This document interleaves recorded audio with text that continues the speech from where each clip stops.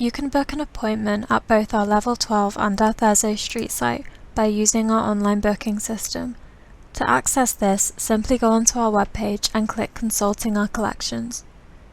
You will see that there are separate links to book an appointment at Level 12 of the University Library or at Thurso Street.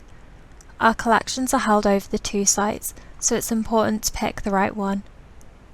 If you need help figuring out which site houses the material you want, please email us at library-ask@glasgow.ac.uk. Once you know the correct site for your visit, click on the relevant link underneath either Level 12 or Thurso Street. Here if you're a student or member of staff at the university, and here if you are not. If you've not booked before, you will be prompted to make an account with us by entering your name and contact details and creating a password.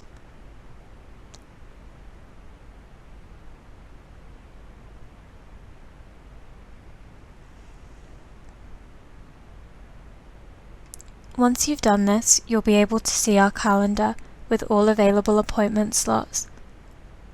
Choose a date from the appointments available and include the titles and references of the items you would like to see in the Items to be Viewed box. If you do not expect to stay for the full 9:30 to 4:30 appointment, please also include your estimated arrival and departure times in the box.